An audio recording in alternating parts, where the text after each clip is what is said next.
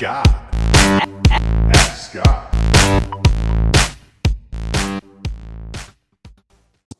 Hey, how you doing, Scott? Well, I got a question. Since my English is not my first language, I'm Spanish. I really need a real good copywriter since, like I said, my English is not so good, so my copy is not as best as I can. I try many copywriters, but it seems like an impossible road to succeed here. It's any possibility that you can recommend me a good copywriter for all listing. I really need that. Well, hey there. Thank you so much for the question. And before I answer that question, though, real quick, I was looking at your name. You didn't say your name, so I don't even know how to pronounce it. But the funny thing is I looked at your name and I tried to think about how it would sound. And I asked my wife, I'm like, how would you pronounce this name? And so then she went to our friend Google and she looked it up. And the way that it sounds like I should say your name is Jordi. Right? Like, so it's Jordi. And then my wife's like, no, it's not like that. You have to say it like Jordi.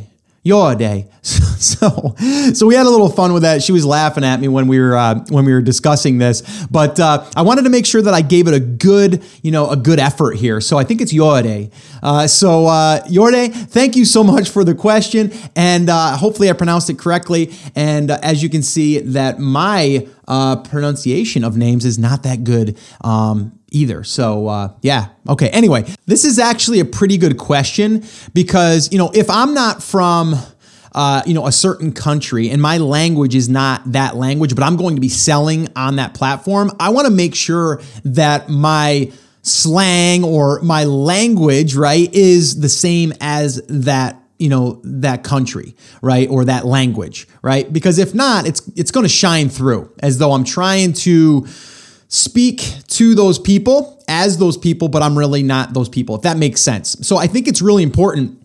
And you bring up a really good point because you want to definitely have that stuff in line. Okay. My advice on this would be definitely hire someone. You wouldn't want to do that yourself. And I would have to steer you towards my good friend, Karen Thaxton.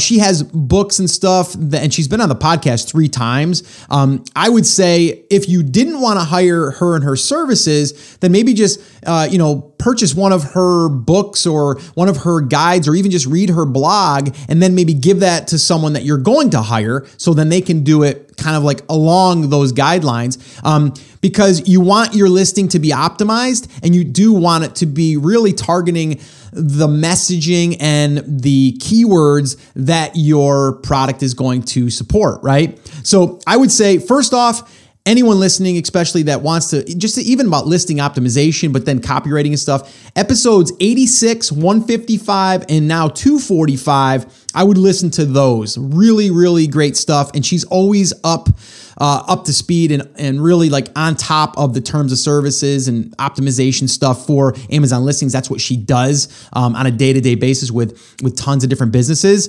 And she's pretty affordable. If you wanted to hire her just like one-off and have her write your listing for you, they do the research to figure out what the messaging should be, keywords, all of that stuff. So I would definitely check her out. Again, you can find all of those episodes. I'll link them up in the show notes. Again, if you wanted to hire her, you can go to my resources page too, and there's a link there to go through that link, which is an affiliate link, but you can go through there to get more information about her services. theamazingseller.com/resources will get you there. Just scroll down to where it says listing optimization and you'll find that there.